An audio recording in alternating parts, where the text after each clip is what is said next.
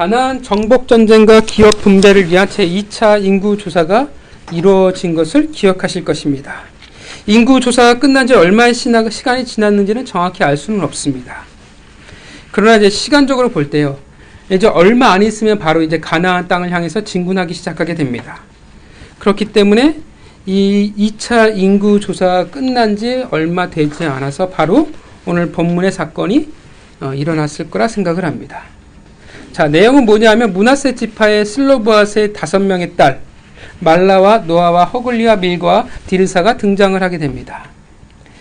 1절에 보면 이들의 족보를 설명하면서 전체 7대가 나오는 것으로 보여지는데, 근데 약간 우리 한글 성경의 번역이 옳지는 않습니다. 한글 성경에 뭐라고 나오냐, 현손, 증손, 손자의 표현이 등장을 해요. 근데 원어적으로 본다면 이것은 올바른 표현은 아닙니다. 그러니까 원어로는 다 벤이라고 표현이 되어 있어요. 벤은 뭐냐면 아들이라는 의미를 가지고 있습니다. 그래서 우리가 너무 잘 알고 있는 영화 배너가 있지 않습니까? 그 벤이, 거기에 나오는 벤이 이런 동일한 거예요. 아들. 그러니까 허가 뭐냐면 여러분들이 아론과 훌에 있어서 훌을 얘기합니다. 훌의 아들이라는 의미를 가지고 있어요. 근데 우리는 아들이라는 개념은 부자 관계에서만 성립이 되잖아요. 근데 이스라엘 백성들은 그렇지 않습니다. 할아버지와 손자의 사이에도 아들, 증손자와 증조 할아버지 사이에서도 아들이라는 동일한 표현을 써요. 그러니까 아들이라는 말이라기보다는 번역한다고 하면 그냥 자손이라는 표현이 훨씬 더 적합합니다. 자, 그렇기 때문에 꼭 7대라고 이야기할 수도 없다라는 것입니다. 자, 먼저 5명의 딸이 므낫세 지파의 종족, 즉 므낫세 지파의 지도자들을 찾아가게 됩니다. 1절에 찾아왔다라는 것은 단지 만났다라는 의미보다는 재판의 의미를 담고 있습니다. 그러니까 그냥 찾아간 것이 아니라 문제를 해결하고 정당한 판결을 위해서 므낫세 지파의 지도자들을 향해서 5명의 딸이 나아갔다라는 것을 이야기해 줍니다. 그런데 그녀들이 가져온 문제는 므낫세 지파 안에서 스스로 해결할 수 있는 문제가 아니었습니다. 그래서 또 어떻게 해요? 더 큰 상위 재판 기관으로 넘어가게 됩니다. 바로 회막문에서 모세와 대제사장인 엘르아살 그리고 각 지파의 지도자들이 모인 이스라엘 최고의 법정이었습니다. 자, 그녀들이 가져온 문제가 뭐였습니까? 어떤 문제를 가지고 나왔습니까? 기업의 문제였습니다. 자신의 아버지인 슬로브앗이 광야에서 죽었지만 고라의 반역 사건과는 전혀 상관이 없었으며 자신의 죄로 죽었다라고 이야기를 합니다. 자, 이것을 볼 때 슬로브앗이라는 이 사람은 고라의 반역과는 상관이 없고 출애굽 1세대로서 하나님이 말씀하신 대로 광야에서 죽어간 자라는 것을 우리가 알 수 있습니다. 그러니까 특별히 어떤 문제가 있거나 이렇기보다는 그냥 매우 평범한 사람 중에 한 명이었을 거라 생각합니다. 근데 문제가 뭐였냐 하면 이 슬로브앗에게는 5명의 딸은 있었지만 아들이 없었다라는 것이 문제였습니다. 아들이 없기에 아버지의 이름이 므낫세 지파 가운데서 어찌 삭제될 수 있겠습니까가 그들의 문제였습니다. 그렇기에 아버지의 그 이름을 위해서 기업을 달라고 말하고 있는 것입니다. 이름이라는 것은 대부분의 문화권에서 매우 중요한 의미를 가지고 있습니다. 그러니까 이름이 상실된다라는 것은 곧 존재의 상실을 이야기를 합니다. 그리고 창세기에서 아브라함이 낙심하는 중요한 이유이기도 합니다. 왜냐하면 아브라함에게 후사가 없기 때문에 그래요. 후사가 없다라는 것은 아브라함의 이름이 사라질 수밖에 없다라는 것이기 때문에 그렇습니다. 그래서 기업을 이어갈 자가 중요한 것이고 또한 그래서 기업의 중요성이기도 합니다. 단지 땅을 이야기하는 것, 열매만을 이야기하는 것이 아니라 그 이름이 존재하는 수단이기 때문에 그렇습니다. 자, 이 모든 사연을 듣고 모세가 이제 하나님에게 묻습니다. 자, 이 일련의 행동들이 모두 와우용법으로 되어 있어요. 이 말은 뭐냐면 슬로브앗의 딸들이 모세에게 요청을 했고 모세가 다시 하나님에게 묻자 하나님이 바로 지체함 없이 바로 하나님이 이에 대한 답을 주고 계신다라는 것입니다. 이 말은 뭐냐면 하나님이 그제서야 그 말을 문제점을 듣고 그제서야 그 문제점의 해결책을 제시하고 있다는 의미가 아닙니다. 분명 슬로브앗의 딸들의 기업 문제에 보면 그 딸들에게 기업을 물려줄 수 있다는 것은 그 전에 사실은 어떻게 해요? 규례상에는 존재하고 있지는 않습니다. 그러나 오늘 본문을 통해서 무엇을 우리가 오해해서는 안 되냐 하면 하나님이 몰랐다라고 우리가 이해해서는 안 됩니다. 마치 이 문제가 일어나지 몰랐다, 이런 어떤 이스라엘의 법의 규례에 있어서 부족한 부분이 있었다라는 것을 하나님이 몰랐다라는 의미는 결코 아니라는 것입니다. 우리가 잘 알지만 하나님은 모든 원칙을 처음부터 다 완성하시지 않습니다. 그러니까 중요한 원칙, 뼈대를 세우면 어떻게 돼요? 각 사례들과 상황에 따라서 하나님이 조금씩 살을 더해 나가신다라는 것입니다. 그러니까 뭘 남겨놓으시냐면 백성의 목과 그 다음에 열심을 남겨놓으세요. 그들이 성장한 만큼, 하나님에게 묻는 것만큼 하나님이 알아가고 하나님이 만들어갈 수 있는 여지를 만들어 놓으신다라는 것입니다. 그러니까 이 성장의 몫이라는 걸 남겨놓으세요. 하나님 100% 교회도 그렇잖아요. 하나님의 모든 것을 100% 하나님께 다 만들어 놓으시지 않아요. 우리가 자라나는 만큼 어떻게 돼요?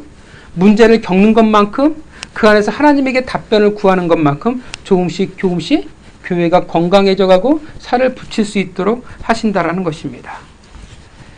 자, 7절, 하나님은 그녀들의 말이 옳다라고 말씀을 하십니다. 그렇게 반드시 아버지 형제들 중에서 그들에게 기업을 주게 하라고 명령을 하십니다. 자, 8절에는 이 법, 즉 딸들이 기업을 상속하게 되는 조건을 말씀하십니다. 조건이 뭡니까? 딸들이 기업을 상속받을 수 있는 조건이 뭐예요? 네? 조건이 뭡니까? 아들이 없을 때. 아버지가 살아있으면 안 돼요. 아버지는 반드시 죽은 상황이 되어지고요. 죽었는데 후사가 없는 경우에 이 조건이 성립이 되어집니다. 만약에 후사 없이 죽는다면, 그리고 딸들도 없다면 어떻게 돼요? 딸마저도 없다면 어떻게 되어집니까? 그 기업을 처음에는 형제에게로 넘기게 되어 있습니다. 근데 형제도 없으면 어떻게 돼요? 가장 가까운 친족 순으로 이 기업이 넘어가게 돼 있습니다. 자, 오늘 본문으로 이제 기업에 대한 명확한 법이 생기게 되고요. 신명기 25장 상속법의 기본이 되어지게 됩니다.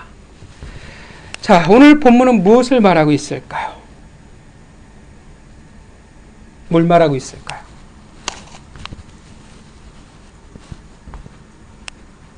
열정?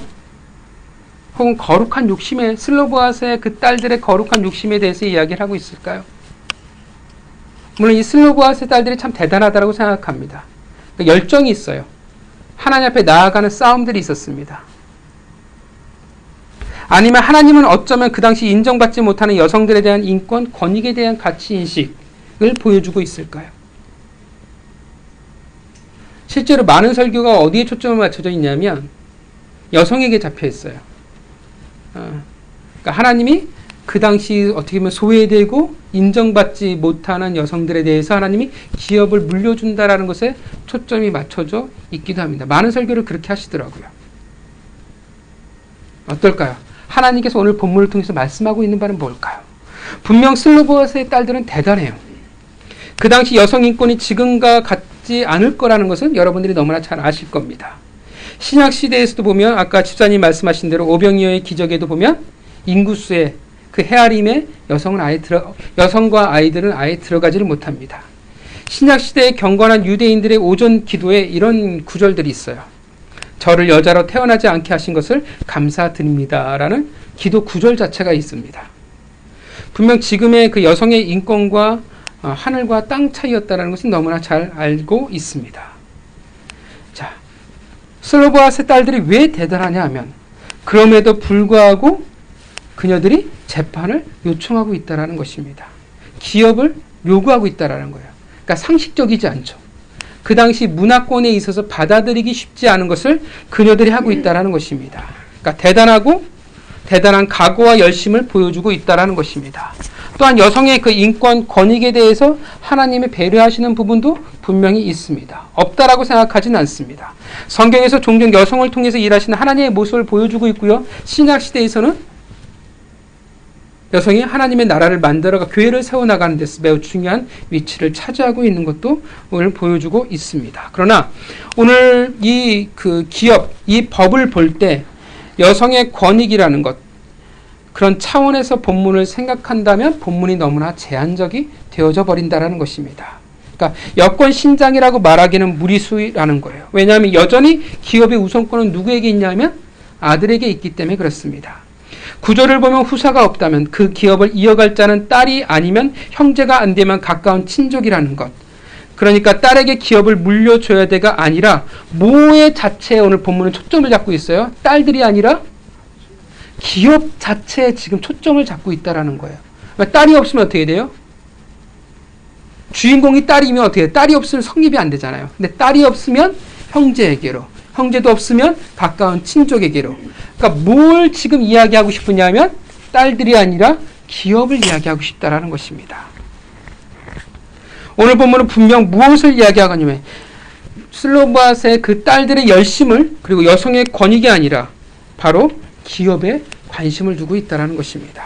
성경을 볼 때 정말 중요한 것이 뭐냐면 본문 그 자체를 해석하는 것도 중요하지만 그 본문이 어느 흐름 가운데 있냐가 굉장히 중요합니다. 우리가 잘 아시지만 성경은 조각조각 나뉘어져 있는 것이 아닙니다. 하나의 흐름을 가지고 있어요. 그 흐름 가운데서 해석을 해야 바라봐야 정확히 성경이 말씀하고자 하는 바를 볼 수가 있다는 것입니다. 자, 민수기의 흐름이 어떻게 쭉 이어져 왔는지 여러분 기억하십니까? 흐름들이 생각나십니까? 생각나는 것도 있죠? 자, 민수기 20장 어떤 사건이냐면 모세의 무리바 사건이에요. 모세가 가나안 땅에 들어가지 못하는 걸로 이 민수기 21장부터 어떤 흐름이 되기 시작했냐면 출애굽 1세대의 종결과 더불어 출애굽 2세대의 새로운 세대의 이야기가 민수기 21장부터 시작이 되어집니다. 그게 흐름이에요. 그 땅에 들어갈 것을 믿는 자들의 이야기가 시작이 되었습니다. 그리고 발람과 발락 사건으로 넘어가죠. 어떤 흐름으로 들어가요? 하나님의 땅에 들어갈 것을 믿는 자들에 대한 하나님이 그들에게 주실 축복에 대해서 말씀을 하기 시작하십니다.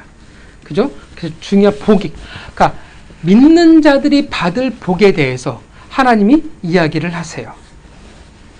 그리고 하나님의 반드시 이루실 축복이었습니다. 그러나 그 복이 또 그대로 이루어지지 않을 단 하나의 방법을 발람이 찾아냅니다. 그것이 바로 관계의 파괴였습니다. 바알보올의 사건이었죠. 그 후로 흐름이 뭐로 넘어갈까요? 이제 그 믿는 자들이 오늘 본문이에요. 믿는 자들이 우리가 지금까지 뭘 얘기해 왔었죠? 몇 주 동안? 제발 아는 얼굴로 기업에 대해서 이야기하고 있잖아요. 그러니까 모세 이후로 뭐가 이야기되어지냐면 믿는 자들의 이야기가 돼요. 믿는 자들이 어떻게 살아가게 됐는지를 이야기해 주고요. 믿는 자들이 어떤 복을 받게 될지, 어떤 하나님의 그 마음과 각오를 가게 될지 이야기해 주고요. 그 다음에 이제 우리가 몇 주 동안 계속 이야기했던 그 믿는 자들이 가지게 될 기업에 대해서 하나님이 오늘 성경이 계속 이야기하고 있다는 것입니다. 그러니까 오늘 본문이 결국 어떤 흐름 가운데 있냐면 기업이라는 흐름 가운데 있다는 것입니다. 하나님은 그 기업에 대해서 어떻게 돼요? 지금 계속 설명해 나가고 계신다는 것입니다.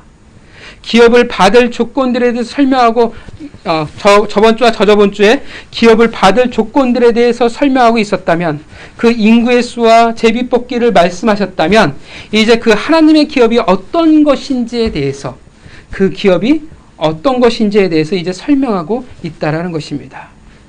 그 흐름이 이해가세요? 자, 그렇다면 오늘 이 기업을 설명하는 데 있어서 무엇에 초점을 맞추고 있을까요? 여러분, 오늘 이 기업이에요. 기업의 색깔, 기업의 특징일 거예요. 그러면 어떤 기업의 특징에 대해서 하나님이 지금 가장 많이 설명하고 있을까요? 본문에서. 뭘 설명하고 있어요? 계속? 기업은 그 땅에서 없어질 수 있다? 아니죠. 기업은 없어질 수 있을까요? 없습니다. 그 기업은, 그 땅은 끊어지지 않는다라는 거예요.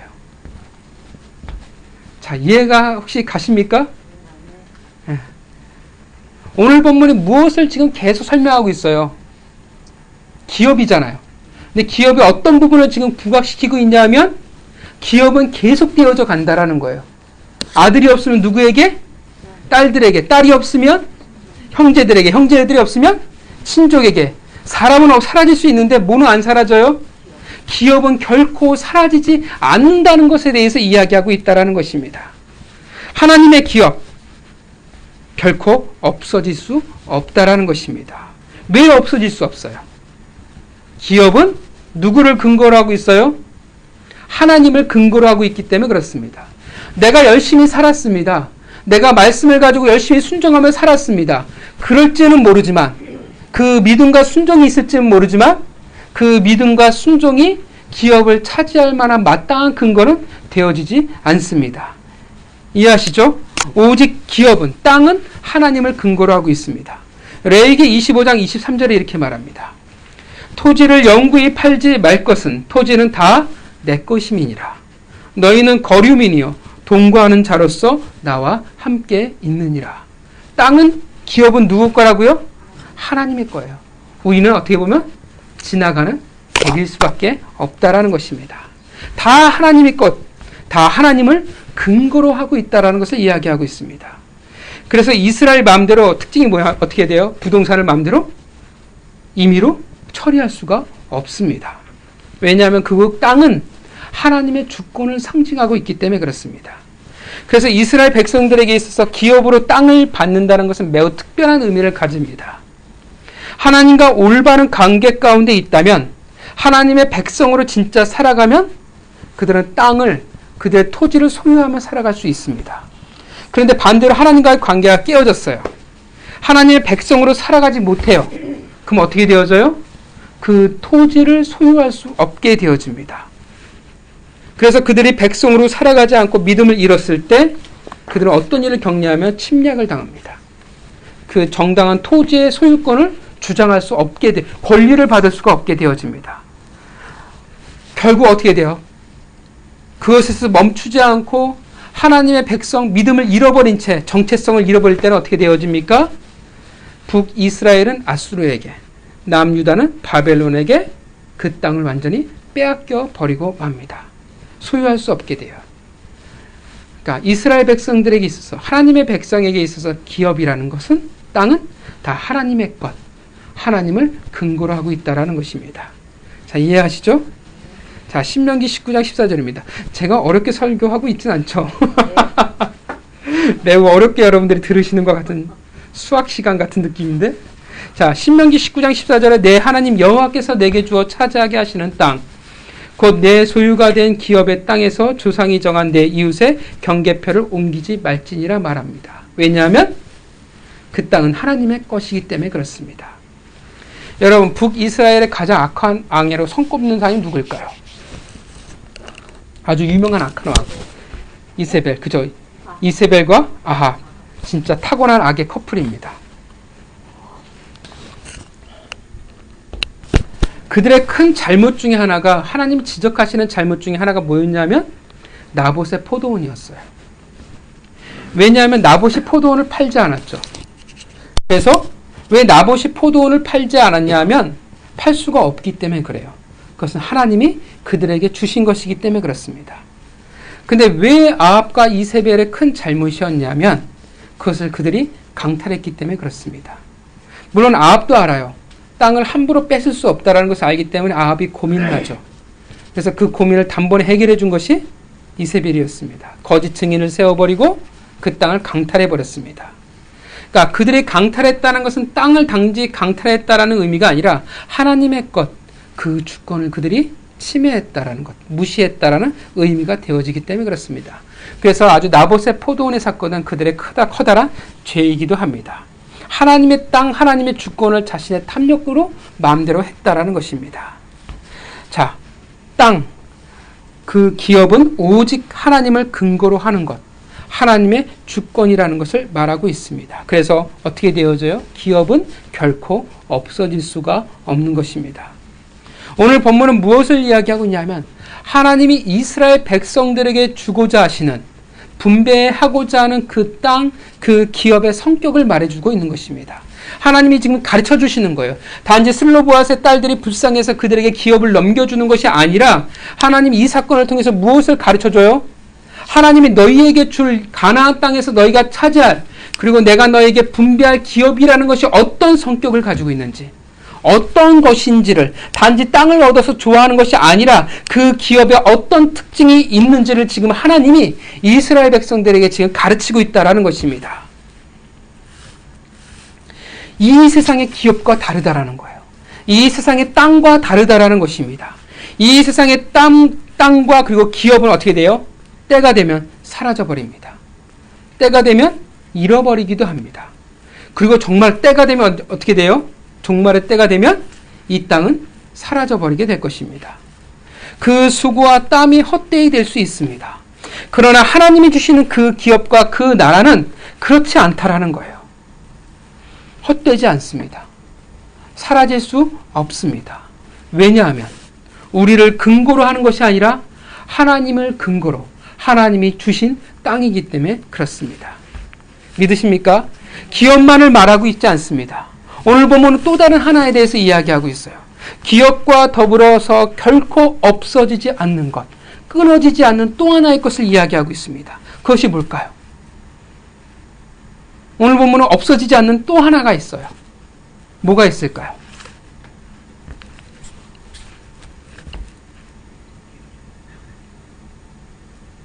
두 가지예요. 오늘 보면은 없어지지 않는 것이 두 가지가 있어요. 하나는 기업이고 하나는 뭘까요? 기업과 땅이 같은 셈셈이고 또 뭐가 있냐면 슬로보아스의 딸들이 왜 재판을 걸어요? 왜 판결을 요구해요? 아버지의 이름이 없어진다라는 거예요. 뭐가 없어지지 않아요? 이름이라는 것이 없어지지 않아요. 그 이름이 담긴 족보와 가계는 끊어지지 않는다라는 것입니다. 왜 슬로보아스의 딸들이 요청을 받아들이냐 하면 여자이기 때문이 아니라 슬로보아스의 그 이름은 결코 끊겨서는 안 되기 때문에 그렇습니다. 하나님의 백성, 하나님의 백성이라는 것은 하나님의 택하신 자들입니다. 하나님의 백성은 그래서 결코 없어질 수가 없다라는 거예요. 이 땅에서 사라져버릴 수가 없다라는 것입니다. 이스라엘은 어떻게 돼요? 사라질 수가 있어요? 사라질 수가 없다라는 것입니다. 여러분, 아브라함이 하나님과 언약을 맺었어요. 횃불 언약을 기억하시죠? 횃불 언약의 특징이 뭡니까? 쌍방의 동등한 계약이 아니에요. 하나님을 근거로 한 언약이라는 거예요. 그 말은 뭐냐면 이제 하나님을 근거로 해서 자신을 계약으로 묶어버렸다라는 뜻이 되어집니다. 이제 어떤 계약을 지켜야 할 하나님이 의무가 생겼냐면 이스라엘 백성들, 아브라함의 후손들을 지키고 돌보실 책임이 있다라는 것입니다. 하나님이 택한 백성이요, 택한 민족이라는 것입니다. 하나님이 택하셨어요. 하나님이 돌보시기로 작정하시고 지키시기로 작정했어요. 그런데 그들이 멸망할 수 있을까요? 사라질 수 있을까요? 끊어질 수 있을까요? 어떻게 하겠습니까? 그럴 수가 없다라는 것입니다. 그들이 끊어지면 하나님의 땅과 그 기업의 주인공이 누가 될 수 있겠습니까? 하나님이 아브라함에게 약속하신 것이 뭐였어요? 두 가지예요. 그죠? 후손과 땅이에요. 이해가십니까? 그 기업을 이어받을 자들이라는 거예요. 하나님을 근거로 하는데 어찌 부족할 수 있겠고 어찌 하나님의 사람들이 끊어질 수 있겠습니까? 하나님의 백성의 이름은 결코 끊어지지 않는다라는 거예요. 그 백성의 기업은 결코 끊어질 수가 없습니다. 왜냐하면 하나님이 당신을 근거로 이스라엘 백성을 보존하시기로 작정하셨기 때문에 그렇습니다. 믿으십니까? 당신의 백성의 이름과 기업을 보존하신다라는 것입니다. 그렇게 어떤 제도가 이스라엘 백성 가운데 생겼어요? 당신의 백성의 이름과 기업을 보존하시기 위해서 여자들이 상속권을 받을 수 있는 계대 결혼법이라는 것이 생겼어요. 우리나라 말로 하면 옛날에 배웠던 형사취수라는 제도가 생깁니다. 어떻게 돼요? 형제 중에 후사를 남기지 못하고 죽으면 그 형제가 그 결혼해서 낳은 아들을 어떻게 돼요? 내 아들이 아니라 그 대가 끊긴 형제의 아들로 입양하게 됩니다. 보내서 그 형제의 이름과 기업이 끊어지지 않게 한다라는 것입니다. 룻기에 나오죠. 룻기에 뭐라고 표현합니까? 기업 물을 자가 나옵니다. 그 기업 물을 자가 누구였어요? 보아스였죠. 그리고 또 뭐가 어떤 제도가 있어요? 그 기업이 끊기지 않게 하기 위해서 희년이라는 제도가 있습니다. 희년이 되면 어떻게 돼요? 50년이 되면 무조건 땅은 원래의 그 주인에게로 무조건 지파에게로 혹은 가족에게로 무조건 돌아가게 돼 있다는 것입니다. 그러니까 하나님이 왜 다 이런 제도를 두셨어요? 이름을 보존하시고 그들의 기업을 보존하기 위해서, 그들의 이름과 기업이 이스라엘 백성 가운데 끊어지거나 사라지지 않게 하기 위해서 하나님이 두신 제도라는 것입니다. 이해하시죠? 그렇다면 여러분, 이 이름은 누구를 이야기할까요? 다른 말로 표현하면 땅, 열매, 이 영원한 기업은 누가 받을까요? 누가 받습니까? 하나님의 백성. 그런데 오늘 본문에서는 누가 받아요? 슬로바앗의 딸들이 받습니다. 여러분, 왜 슬로바앗의 딸들이 기업을 받을 만한 자격이 될까요? 단지 딸이라서? 왜 자격이 되어질까요? 남자가 없었어요. 더 물론 이제 눈앞에 보이는 것은 그렇지만 더 큰 의미가 있어요. 왜 그녀들이 땅을 받을 만한 자격이 되어질까요? 왜냐하면 그는 기업을 받을 만한 자격 조건에 그들이 합당하기 때문에 그렇습니다. 여러분, 기업을 받는 조건이 뭔지 아십니까? 뭐였죠? 기업을 받을 수 있는 조건이 뭐예요? 다시 말하면 제비를 뽑을 수 있는 조건이 뭐예요? 어떤 자들이 제비를 뽑을 수 있어요? 실력을 가진 자. 어떤 실력을 가진 자? 그쵸, 믿는 자예요. 자, 오늘 왜 그녀들이 지금 기업을 상속받을 수 있냐면 이 믿음이라는 것이 있기 때문에 그렇습니다. 자, 오늘 본문을 보면 슬로바앗의 딸들이 이 기업을 가지고 재판을 요청하게 됩니다. 앞서 말했지만 여성으로서 기업을 요구하는 것도 그렇고 당당하게 재판을 요청하는 것도 그 당시 문화에서는 결코 쉽지가 않습니다. 그러니까 아마도 이 5명의 이 딸들은 꽤나 굉장히 당찬 여성이 아닐까라는 생각이 듭니다. 그 아비의 이름과 기업에 대한 중요성, 그 가치를 알고 있는, 어쩌면 그 영적인 가치를 알고 있는, 깨어있는 사람이라고 이야기할 수도 있을 것입니다. 물론 어떤 이들은 이렇게 생각할 수도 있습니다. 그녀들에 대해서 땅에 대한 욕심, 유산에 대한 욕심이 있는 것이 아니냐라고 말할지도 모릅니다. 그러나 오늘 본문을 보면 아직 이 땅을 차지하지 못한 상태에서의 요구사항입니다. 그러니까 어떻게 돼요?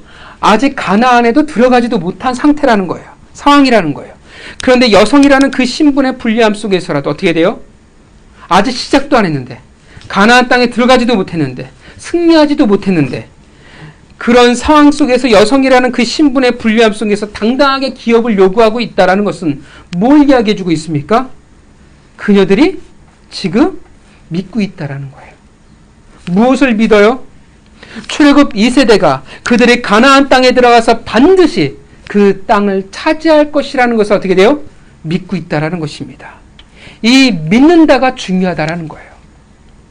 기억하시죠? 모세가 왜 가나안 땅에 들어가지 못했습니까?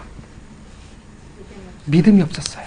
이 출애굽 2세대가 가나안 땅에 들어갈 수 있다라는 것을 모세가 믿지를 못했습니다. 믿음의 문제예요. 가나안 땅에 들어가냐 들어가지 못하냐, 이 믿음의 문제라는 것입니다. 출애굽 1세대와 2세대의 결정적인 차이예요. 출애굽 1세대는 믿음이 없었어요. 하나님이 우리를 가나안 땅에 인도하실 거라는 믿음이 없었어요. 그래서 그들은 순종하지 않습니다. 출애굽 2세대는 어떻게 합니까? 우리를 가나안 땅으로 인도할 거라는 것을 그들이 믿었어요. 그래서 그들은 순종했습니다. 그렇게 그들은 기업을 차지할 수가 있다는 것입니다. 이것이 출애굽 1세대와 비교되어지는 뚜렷한 차이점이었습니다. 단지 구원을 받는 자가 기업을 차지하는 것이 아니라는 거예요. 물론 그 구원을 받은 자를 하나님이 당신의 열심으로 만들어 가실 겁니다. 그 나름대로의 믿음과 그 나름대로의 복이 있을 거예요. 그런데 본문은 구원받은 자의 초점이 있지 않습니다. 출애굽 제1세대의 초점이 있지 않아요. 누구에게 초점이 있어요? 제2세대. 믿는 자에게 초점을 맞추고 있다라는 것입니다. 정말 하나님의 백성, 그 믿음을 가진 백성, 그렇게 순종하는 백성이 차지하는 거라고 말하고 있다는 것입니다. 슬로보앗의 딸들은 믿었어요. 그녀들이 얼만큼 신앙의 실력을 가지고 있는지는 모르지만 제일 중요한 조건, 분명 그녀들은 그 땅을 차지할 것이라는 것을 믿고 있다라는 것입니다. 기업을, 땅을 이어갈 자격이 그들에게 분명 있다라고 성경이 이야기하고 있는 것입니다. 그녀들은 진정 아비의 이름을 이어갈 수 있는 자라는 것입니다. 여러분, 오늘 본문은 우리에게 무엇을 말하고 있을까요? 앞으로 하나님의 백성, 하나님을 믿고 순종하는 출애굽 2세대가 받게 될 기업이 어떤 기업인지에 대해서 우리에게 말해주고 있습니다. 그들에게 가르치고 있는 것입니다. 하나님을 믿는 자들이 하나님을 믿는 자들의 기업을 어떻게 해요? 하나님이 끊어지지 않게 하신다라는 것입니다. 하나님을 믿는 자들의 이름을 어떻게 하세요? 하나님이 지키신다라는 거예요. 다시 말하면 하나님이 보존하십니다. 하나님의 백성의 이름과 하나님 백성의 기업이 끊어지지 않도록, 사라지지 않도록 하나님이 보존하시겠다라는 것입니다. 그 땅을 하나님의 단지 상급으로 주신다라는 게 아니에요. 이 세상에서 상으로 받아서 언젠간 사라져버리는 것이 아니라, 눈이 다 끝나버리는 것이 아니라 어떻게 돼요? 너희가 받는 그 기업은 영원히 사라지지 않는다라는 거예요. 너희들의 그 이름은, 하나님의 백성으로서의 그 이름은 영원히 사라지지 않는다라는 것입니다. 믿으십니까? 우리의 믿음이라는 것이 여러분 대단할까요? 한때 은혜를 받으면 대단해 보일 때도 있습니다. 그러나 결국 우리가 뒤돌아보면 우리의 믿음은 어떻습니까? 그리 대단하지 않다라는 것을 우린 너무나 잘 압니다. 아무리 내가 말씀으로 은혜를 받고 하나님이 기적을 베풀어 주셔도 어떻게 돼요? 세상에 나가면 금방 우리는 또 넘어지고 허우적거리는 존재라는 것을 너무나 잘 압니다. 하나님이 아무리 우리에게 말씀하세요. 근데 그것을 믿는 것이 너무나 어렵다라는 것을 우리는 너무나 잘 압니다. 저만 그럴까요? 여러분들은 그러시죠? 근데 물론 그 작아 보이는 믿음조차도 때로는 정말 쉬워 보이지는 않는다라는 것입니다. 그만큼 우리는 연약한 존재예요. 하나님이 말씀하신 사명을 지키려고 하고 하나님의 말씀을 순종하며 살아가려고 하지만 분명히 우리가 깨닫고 또 깨닫게 되는 것은 정말 연약한 존재라는 것을 깨닫게 되어집니다. 그리고 어리석고 또 왜 그리 많은 의심을 가지고 살아가는지, 하나님이 나에게 약속하셨으면 그 약속을 믿고 그냥 살아가면 되는데 우리는 수없이 그 약속에 대해서 다시금 하나님에게 묻게 되어집니다. 왜 그 많은 은혜가 있었음에도 불구하고 왜 하나님에게 또 다른, 하나님 나로 하여금 믿게 해줄 또 다른 것을 우리는 요구하게 되는지 모릅니다. 이것이 우리의 믿음의 수준이에요. 이것이 우리 이름에 담긴 연약함이라는 것입니다. 그렇게 우리는 고민하고 걱정합니다. 과연 내가 걸어온 이 길이 진짜 열매를 맺을 수 있을까? 진짜 믿는 자로서의 하나님의 기업이라는 것을 나는 차지할 수 있을까? 내가 살아온 인생이 과연 내 자녀들에게 유익이 되어지고 진짜 신앙의 유산이 될 수 있을까? 믿는 자로서 살아온 이 삶이 진짜 가치가 있는 것일까? 아무리 믿는 자로서 살아왔다고 하는데 열매가 없어 보이고 과연 열매를 맺어나갈 가능성조차도 없어 보이는 것 같은데 진짜 나는 괜찮은 것일까? 나는 잘못 산 것이 아닐까? 진짜 하나님을 향한 내 열심과 그 달려간 삶이 진짜 가치를 가지는 것일까? 의미가 있는 것일까? 나는 제대로 살아가고 있는 것일까? 하나님을 믿고 순종한다고 하는데 이것이 진짜 내 삶에 과연 의미가 있을 수 있을까? 열매가 되어질까? 우리는 수없이 하나님의 백성으로 그 연약함을 가진 자로서 수없이 되뇌이고 수없이 질문을 던지게 됩니다. 근데 하나님 뭐라고 말씀하세요? 그러나 너희가 여전히 나를 믿는다면, 대단한 믿음이 아니라 하나님을 믿는다라는 것을 너희가 포기하지 않는다면 하나님이 말씀하시는 거예요. 너희들의 이름과 기업을 내가 반드시 지키겠노라고 하나님이 말씀하고 있는 것입니다. 너희들의 그 이름, 하나님의 그 기업, 열매를 내가 반드시 보존하겠다라고 이야기하고 있다는 것입니다. 나는 나의 열매가 사실 대단해 보이지 않아요. 내가 과연 이 세상에 무엇을 남길까? 의구심이 들 때가 너무나 많습니다. 그러나 보잘것없어 보일지는 모르지만 하나님이 그것을 지키시고 하나님이 보존하시겠다라는 것입니다. 하나님을 믿는 자의 그 발걸음을 결코 헛되이 하시지 않는다라는 것입니다. 믿으십니까? 그 달려간 자의 삶, 믿는 자의 그 삶, 자리를 지키는 그 삶, 여전히 부족하고 넘어지지만 그래도 그 멍멍하신 그곳을 믿으며 버텨왔던 그 자들의 시간들을 결코 이 땅 가운데서 사라지지 않게 하겠노라는 것입니다. 믿는 자의 그 시간들, 믿는 자의 그 고난, 믿는 자의 그 싸움 속에 담긴 하나님의 자녀들의 그 이름을 하나님이 보존하시겠다라고 말하고 있습니다.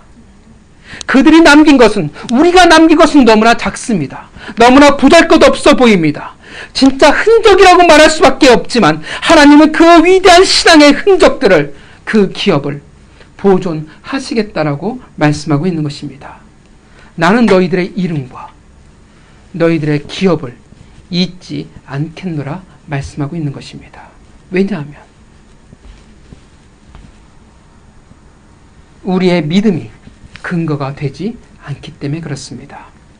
우리의 믿음이라는 것은 뭐냐 하면 하나님을 향한 최소한의 관계를 이야기하고 있을 뿐이기 때문에 그렇습니다. 우리의 믿음이라는 것은 결국 뭘 얘기해줘요? 내가 하나님과 연결되어져 있다. 내가 하나님과 지금 맞닿아 있다. 내가 지금 하나님과 함께하고 있다의 그 최소한을 말해주고 있는 것이기 때문에 그렇습니다.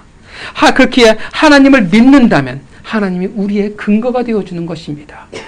당신의 열심과 당신을 근거로 해서 우리를 보존하시기 때문에 그렇습니다. 이 세상의 기업은 다 어떻습니까? 흥망성쇠를 겪어요. 그리고 사라지게 됩니다.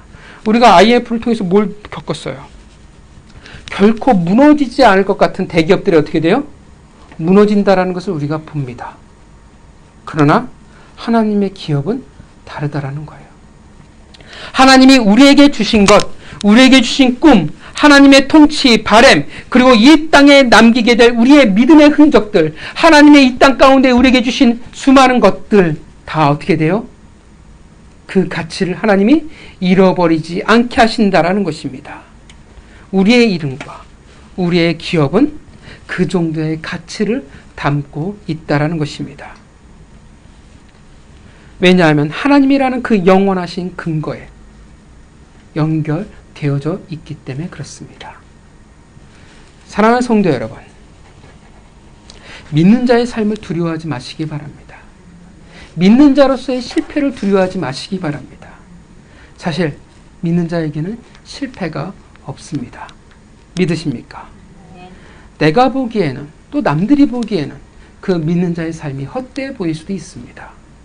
실패인 것 같고, 과연 이것이 내 인생의 최종적인 것인가, 나의 마지막인 건가 라고 되물을지 모르지만, 그러나 하나님은 어떻게 해서든 여러분의 그 삶을 보존하실 것입니다. 그 가치를 결코 이 땅 가운데 헛되이 만드시지 않는다라는 것입니다. 여러분, 아브라함의 그 삶을 기억하십니까? 아브라함의 이름과 아브라함의 기업은 지금까지도 어떻게 돼요? 우리 가운데 계속 보존되어 흘러오고 있습니다. 그의 이름과 그의 기업은 결코 끝나지 않고 있습니다. 수많은 하나님의 백성들이 그렇습니다. 그들의 이름과 그들의 기업, 그들의 하나님이 주신 꿈과 그 믿음의 선한 싸움들은 결코 사라지지 않고 여전히 우리 가운데 계속 이어져 내려오고 있다는 것입니다. 앞으로 여러분 위대한 믿음의 여정들이 우리에게 있을 것입니다. 가나안을 향한 또 다른 싸움들이 분명 우리에게 있을 것입니다. 그러나 여러분 두려워하지 마시기 바랍니다. 이 세상을 향해 당당히 나아가시기를 바랍니다. 여러분 오늘 슬로보아스의 딸들이 어때요? 당당하잖아요. 결코 이 세상이 요구되어질 수 없고 인정받을 수 없음에도 불구하고 그녀들은 당당하게 그들의 기업을 향해 나아가고 있습니다. 그 아버의 이름을 향해 당당히 나아가고 있습니다. 여러분 당당히 나아가시기 바랍니다. 믿는 자의 그 삶, 사람들을 인정하지 않을 수 있습니다. 마치 슬로바스의 딸들처럼 인정받을 수 없을 수도 있습니다. 그러나 하나님은 인정하신다라는 것입니다. 내 믿음의 연약함에 대해서 우리가 부끄러워할 수 있습니다. 내가 과연 진짜 하나님의 기업을 받을 수 있을까? 내가 과연 하나님의 꿈을 이뤄나갈 수 있을까? 내가 진짜 하나님의 주신 그 복을 누릴 만한 자일까? 부끄러워할 거, 그리고 회의에 빠질 수도 있고 때로는 흔들릴 수도 있습니다. 그러나 잊지 마시기 바랍니다. 하나님은 결코 잊지 않으십니다. 무엇을 잊지 않아요? 우리의 이름과 우리에게 주신 그 기업을 잊지 않으신다라는 것입니다. 여러분, 그것을 믿고 순종하시기를 바랍니다. 여러분의 그 여정에, 하나님의 백성으로서의 그 여정에 후회도 두려움도 남기지 마시기를 바랍니다. 우리는 연약해요. 하나님도 아세요. 그 연약한 자에게 무엇을 주셨어요? 하나님의 백성이라는 그 이름과 하나님의 꿈과 사명과 하나님의 복이라는 하나님의 기업을 우리에게 주셨습니다. 우리가 연약한 걸 아는데 그 말은 어떤 의미가 돼요? 하나님이 책임지고 이끌어 가겠노라는 것입니다. 하나님이 만들어 가시겠다라는 것입니다. 사랑하는 성도 여러분, 오늘 본문이 무엇을 이야기하고 있어요? 하나님은 믿는 자의 그 이름과 믿는 자의 그 기업을 보존하실 것입니다. 하나님은 여러분의 이름과 여러분의 기업을 보존하실 것입니다. 여러분, 하나님의 백성으로서 이 세상을 당당히 살아가시길 바랍니다. 하나님의 백성으로서 그 기업에 걸맞는 자로서 살아가시기를 바랍니다. 이름과 기업은 우리 안에서 사라지지 않습니다. 그렇다면 더 나은 이름이 되어지길 원하고 더 나은 기업을 우리의 믿음의 후대들에게 남길 수 있기를 바랍니다. 하나님이 우리를 보존하십니다. 우리의 이름과 우리의 기업을 지키십니다. 그것을 기억하시고 당당히 한 주간 이 세상을 살아가시는 당당한 하나님의 백성이 되어지기를, 슬로바스의 딸들이 되어지기를 주님의 이름으로 축원합니다. 우리 같이 기도했으면 좋겠습니다.